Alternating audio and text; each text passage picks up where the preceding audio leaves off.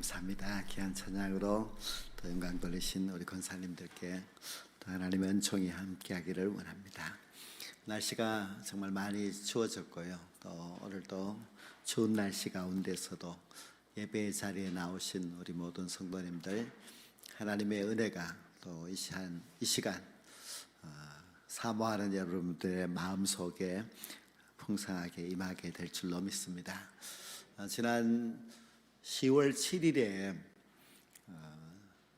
온 세계가 깜짝 놀랄 그런 전쟁이 일어났습니다. 바로 이스라엘 땅 가자 지구의 그 하마스가 이스라엘 땅을 미사일로 또 육지로 이렇게 넘어와서 공격을 하여서 그날 1000명에 되는 사람들이 이제 죽는 사건이 발생을 하였습니다. 그 10월 7일은 이제 어떤 날인가 하면요, 이스라엘 백성들이 초막절을 지키는 7일 동안 지키는 그 초막절의 마지막 날이었습니다. 그런데 그 날을 택하여서 이 하마스가 이스라엘을 갑작스럽게 미사일을 쏘서 공격을 하여서 그렇게 많은 사람이 죽었고, 또 지금까지도 전쟁이 계속되고 있으며 아마 올해를 지나서 내년에도 전쟁이 계속될 것 같은 그런 느낌이 있습니다. 가자 지구라고 하는 것은 이스라엘 이제 남서쪽에 위치해 있고, 그 면적은 우리나라 세종시 정도 넓이입니다만은 그 좁은 땅 안에 팔레스타인 사람들이 200만 명이 모여서 살고 있습니다. 이스라엘의 무차별적인 그런 공격이 계속 있어서 지금 또 사람들이 계속 죽고 있는 그런 상황입니다. 이 가자 지구는 지붕 없는 감옥이라 그렇게 불려지고 있는데요, 그것은 이스라엘 땅 쪽으로는 높다란 그런 장벽을 막아놓고 넘어오지 못하도록 하고 있고, 또 물론 서쪽은 지중해 바다이지만 바다 역시 팔레스타인 사람들이 지나갈 수 없도록 이렇게 이스라엘이 계속해서 지키고 있는 그런 가운데 있어서 정말 사방이 다 막혀 있는 그런 감옥과 같은 그런 곳에서 이제 가자 지구 팔레스타인 사람들이 살고 있었습니다. 이제 앞으로 어떻게 이제 해결될지 잘 알 수가 없습니다만은 우리가 이제 그날 그 10월 7일이 초막절을 지키는 마지막 날이었다고 하는 것을 이제 뉴스를 통해서 들었습니다. 그럼 초막절이 무엇인가 하면은 이스라엘 백성들이 애굽에서 나와서 40년 동안 광야에서 천막을 쳐놓고 살던 그것을 기념하여서 지키는 절기입니다. 7일 동안 지키는데요, 이스라엘의 3대 절기, 6월절, 7.7절, 초막절, 이 3대 절기인데 3대 절기 가운데서 이제 마지막 절기입니다. 이스라엘은 이제 우리나라하고 좀 달력이 다릅니다. 그래서 그들의 달력으로는 7월 15일이 이제 초막절이 시작되는 날입니다. 7월 1일은 나팔절, 7월 10일은 대속제일, 7월 15일은 초막절, 이렇게 7월달 그들의 달력 7월달 한 달에 이렇게 아주 중요한 절기 세 가지가 그렇게 모여 있습니다. 그리고 이것은 이제 그들의 가을의 추수를 끝내고 하는 절기이기 때문에 굉장히 풍성하고 또 큰 기쁨의 절기가 이 초막절입니다. 이 초막절이 되면은 이스라엘 백성들은 모든 부모들이 자기 자녀들을 데리고 저 광야로 나가서 천막을 치고 그 안에서 이제 일주일 동안 생활을 합니다. 그렇게 하는 이유가 우리의 조상들이 이렇게 광야에서 40년 동안 살았다고 하는 것을 그 자녀들에게 가르쳐 주기 위함입니다. 그래서 초막절 그 텐트 안에서 물론 저 광야로 나가지 못하는 그런 사람들은 자기의 마당에서라도 항상 이렇게 별이 보여야만 하는 그런 장소에서 그들이 텐트를 치고 살아가게 되는데요. 그때 꼭 하는 그 이야기가 하나님의 구속사를 이야기합니다.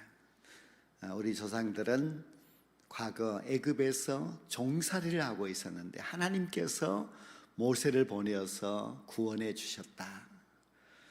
그리고 우리의 조상들은 광야에서 40년 동안 이렇게 훈련을 받게 되었다. 그런 이제 이스라엘 민족의 구원받은 역사를 이야기를 합니다. 두 번째 하는 일은 우리 가정에 조상적부터 내려왔던 그 신앙의 전통들을 자녀들에게 이야기를 들려줍니다. 세 번째 하는 일은 그 아버지와 어머니의 신앙 간증이 반드시 있습니다. 그래서 나도 이렇게 어려운 시기를 거쳐오면서 하나님께서 나를 지켜주셨고 그리고 여기에 이르게 되었다고 하는 그런 모든 과정들을 그렇게 계속해서 가르쳐 줍니다. 조막절은 우리의 신앙생활 또는 우리의 교회 생활의 예표입니다. 먼저 우리 가정도 이 이스라엘의 초막절의 절기와 같은 그런 시간들이 있어야 합니다. 우리는 비록 광야까지는 못 나간다 할지라도 아주 따뜻한 그런 계절 아니면 더운 여름이든지 가족들과 함께 텐트를 쳐놓고 단 하루라도 그렇게 하늘의 별을 보면서 그런 이야기를 나누는 것도 좋겠지요. 텐트가 없고 또 불편하다면은 저 산에 있는 자연휴양림이나 그런 데 가서 하는 것도 좋을 것입니다. 거기서 꼭 우리 가정이 해야 될 이야기는 이스라엘 백성들과 똑같이 첫째는 하나님의 구속사를 이야기를 하고 우리 가정의 신앙에 흘러온 전통들을 이야기하고 부모의 하나님이 나와 함께하여 주셨던 그 신앙의 간증들을 자녀들에게 들려주는 것이 꼭 필요합니다. 그것이 계속되는 전통이 되면은 신앙의 전통을 그 후손에게 또 그 후손에게 계속해서 물려줄 수가 있습니다. 우리가 가만히 생각해 보면은 모세가 창세기를 기록을 하였습니다. 모세는 지금부터 3,500년 전의 사람이기 때문에 하나님이 천지를 창조하신 것을 본 적이 없습니다. 노아가 방주를 만든 것도 본 적이 없고 또 아브라함과 모세를 이야기하더라도 500년이라는 세월이 지납니다. 우리에게 만약에 500년 전 조선시대 초기에 이야기를 하라고 한다면 우리는 이야기할 것이 없겠지요. 생각이 나는 것이 없고 하니까요. 그러나 이렇게 모세가 그렇게 500년 전 아브라함 또 거의 2500년 전 하나님의 천지창조를 기록할 수 있었다고 하는 것은 그것은 계속해서 내려오는 조상들로부터 구전되어 내려오는 이야기, 신앙의 이야기가 있었다는 것을 알 수가 있습니다. 그것이 우리 가정에 아주 중요한 신앙의 전통이 될 수 있어야 합니다. 그래야만 우리가 신앙을 더욱 견고하게 지켜 나아갈 수가 있습니다. 또 우리가 교회에서도 그렇게 하면 좀 좋습니다. 우리가 1:1 제자양육이라든지 아니면은 소그룹을 통하여서 교회의 신앙의 어른들이 신앙의 좀 선배들이 그 시간을 통하여서 우리의 신앙의 후배들 또 신앙의 어린 성도들을 향하여서 가르치는 것이 정말 필요합니다. 신앙의 간증도 얼마나 소중한지 모릅니다. 신앙이라고 하는 것은 단지 우리가 예수 그리스도를 믿고 구원받았다 하는 그것만 강조하는 것이 아니라 구원받은 자가 어떻게 살아야 하는지를 가르치는 것이 반드시 필요합니다. 그래서 그것을 가르치기 위해서는 우리는 교육과 훈련이 정말 필요합니다. 지난 주일에 우리가 오후 예배 성경 공부반 수료식이 있었지요. 참 많은 사람들이 이제 성경 공부를 쭉 해 왔는데요. 그 성경 공부를 하는 과정 속에서 많은 이야기들을 나누고 개인적인 신앙의 간증들도 있고 그렇게 했겠지요. 물론 거기는 이제 직분이 있고 또 오래 예수 믿은 분도 있고 이제 처음 믿은 그런 분들도 있고 다양한 분들이 계시는데요. 그런 자리에서 나누는 그 이야기들이 서로에게 좋은 교훈이 되고 또 함께 그렇게 해나가는 것이 좋은 훈련의 시간이 될 수가 있습니다. 그 주일 설교만으로 우리의 신앙이 변화된다고 하는 것은 참 어렵습니다. 설교를 통해서 신앙의 교훈이 있고 신앙의 또 전통이 이어져 가는 것이 참 필요합니다. 장막절이 교회 생활의 예표라는 뜻은 장막절에서 부모가 자녀에게 하듯이 우리도 이런 소그룹을 통해서 또는 우리가 1대1로 이제 우리의 신앙의 후배들을 만났을 때에 우리는 그들에게 말씀도 가르쳐 주어야 하지만은 결국 삶도 그들에게 보여주어야만 합니다. 교회는 모여서 예배만 드리는 것이 아니고 또 식사만 맛있게 먹는 것이 아닙니다. 처막 안에서 가족 공동체가 모여서 그렇게 신앙의 공동체를, 신앙의 유산을 물려주는 것처럼 교회도 역시 작은 소그룹들을 통하여서 신앙의 교훈을 주고 신앙의 그 전통을 이제 물려주고 하는 것이 참 필요합니다. 가정에서 부모가 자녀들을 양육할 때에 그 자녀들을 몇 년 동안이나 양육하느냐 하는 것을 가만히 생각해 보면 참 오랫동안 합니다.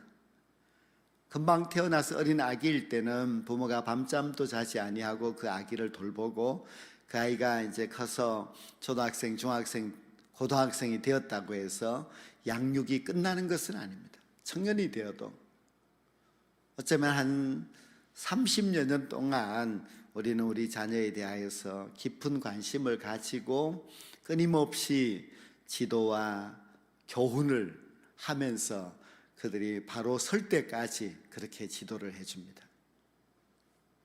그런데 신앙의 자녀들은 그러면은 그냥 1년만 지나면은 스스로 잘 할 수 있느냐? 그렇지는 않습니다.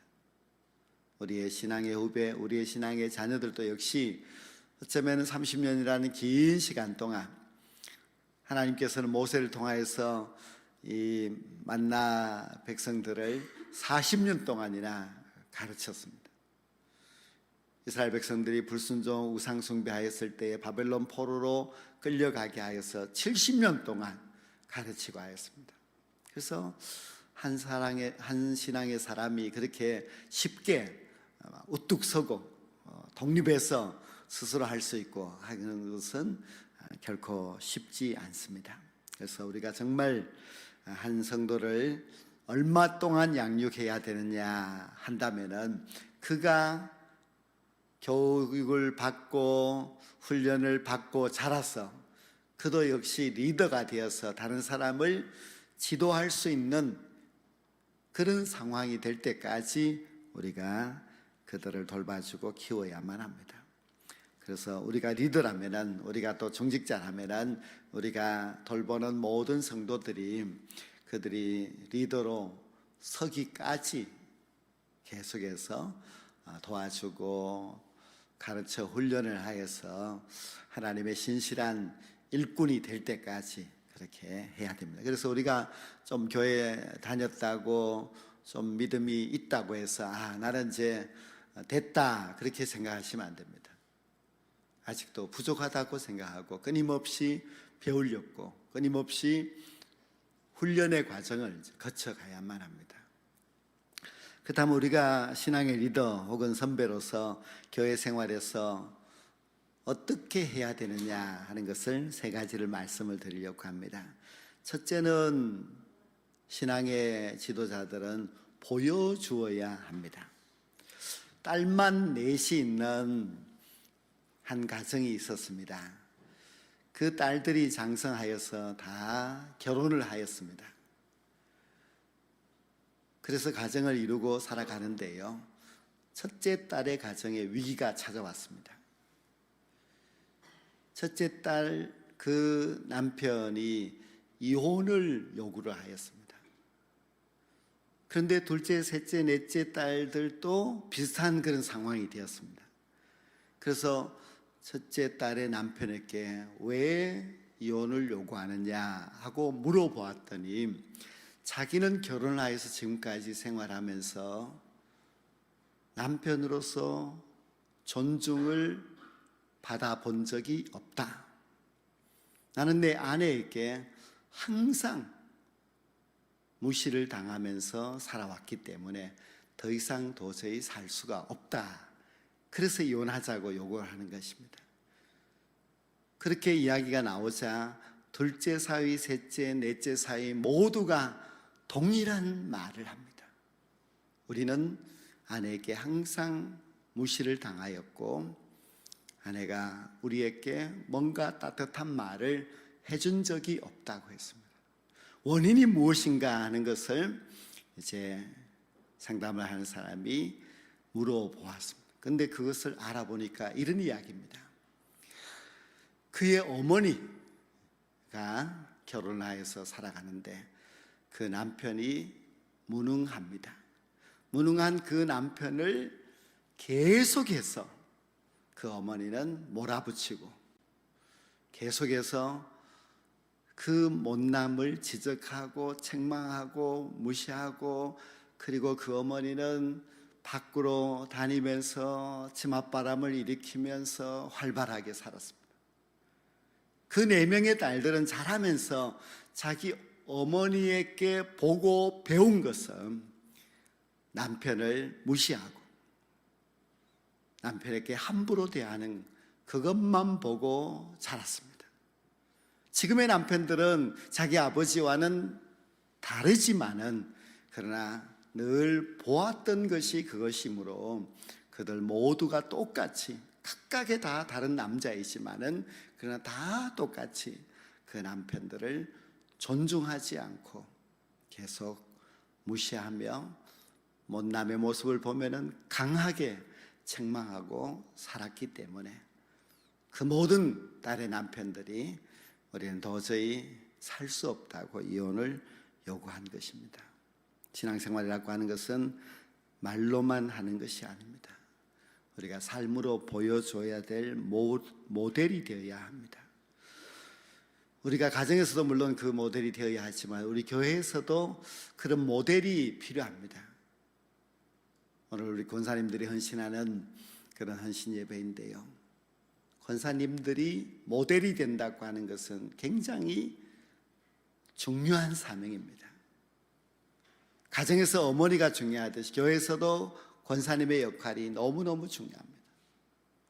권사가 보여줘야 됩니다. 권사는 우리 어린 모든 성도들에게 모델이 되어야 합니다. 어떤 모델이 되어야 하느냐, 그것은 너무너무 중요합니다. 그것은 교회의 색깔을 나타내는 것이기 때문입니다.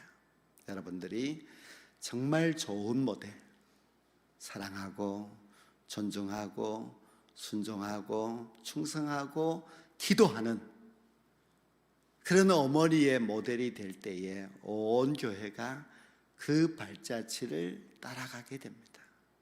보여주십시오. 보여주는 것이 첫 번째로 중요한 일입니다. 두 번째로는 아비의 마음, 어미의 마음으로 돌봐주어야 합니다. 부모를 한번 생각해 보십시오. 부모는 정말 그 자녀를 향하여서 참 지극정성입니다. 자녀가 아플 때도 그 자녀를 대신하여서 아파할 정도로, 또 그 자녀들이 잘못될 때에 돌이키기 위하여서 얼마나 애를 씁니까? 고린도전서 4장 15절에 바울 사도는 이런 고백을 합니다. 그리스도 안에서 1만 스승이 있으되 아비는 많지 않다고. 이것은 아주 개탄하는 그런 말입니다. 1만 스승이라고 하는 것은 교회 안에서 스승은 가르치려고 하는 스승은 많다는 것입니다. 그러나 부모의 마음을 가진 그런 교회에 어른들이 없다는 그런 뜻입니다. 교회에서 내가 돌봐줘야 할 그런 성도가 있다면 부모의 마음을 가져야 합니다. 그래서 섬기고 그들을 품어주고 그들을 마치 내 자녀의 부모, 엄마, 아빠인 것처럼 그렇게 성도들을 잘 사랑으로 돌봐주어야만 합니다. 세 번째로는 우리가 해야 할 일은 이정표를 제시해 주어야만 합니다.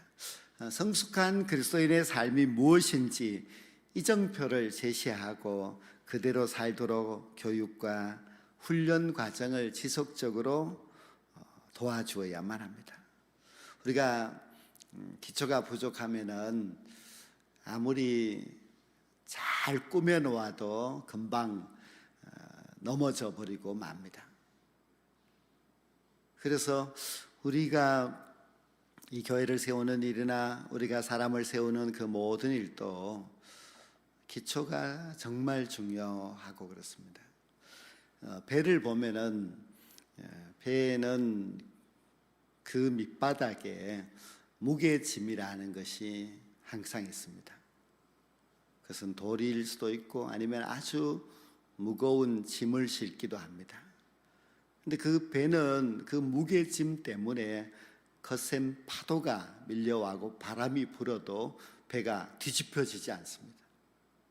만약에 그 아래 무게짐이 없으면은 배는 밑보다 위가 더 넓고 하기 때문에 쉽게 넘어질 수가 있습니다.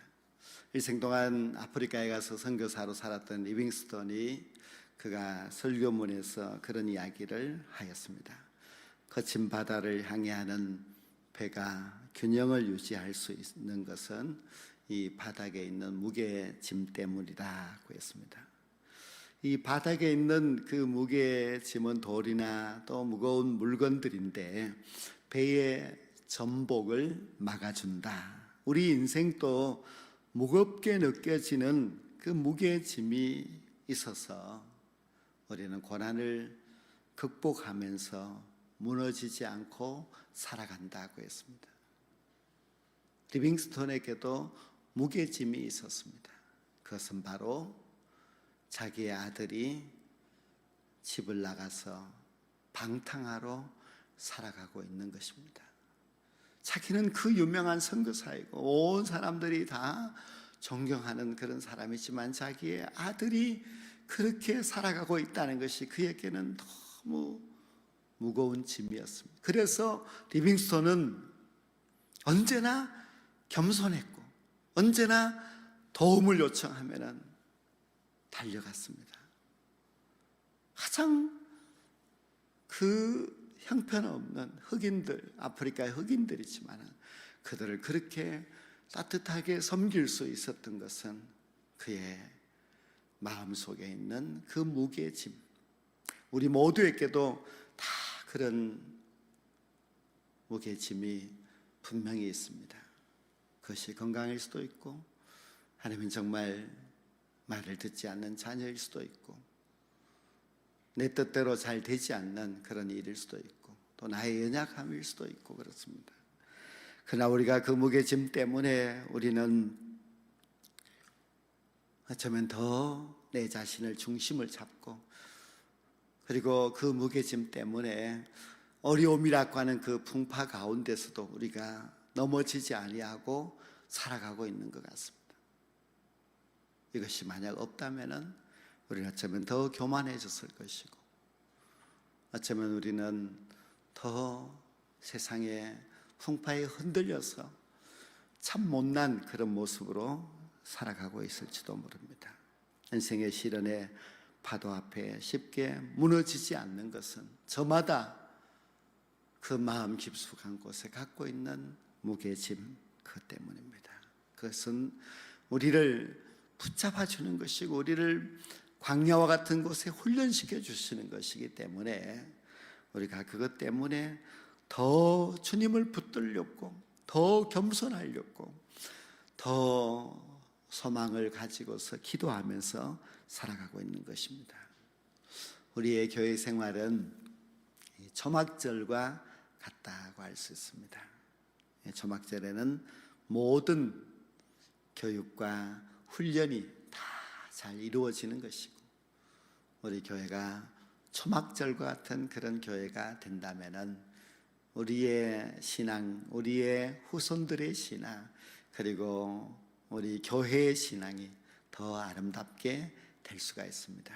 정말 우리 모두가 잘 보여주는 그런 신앙의 어른이 되고, 또 아비와 어미의 마음을 가지고 성도들을 볼 수 있어야 하고, 또 성도들에게 중요한 이정표가 될 수 있는 그런 권사님들, 또 그런 직분자들이 될 때에 우리의 발자취를 따라오는 그 귀한 우리의 신앙의 후손들이 더 복을 받고 더 잘 되는 그런 역사가 반드시 있을 줄로 믿습니다.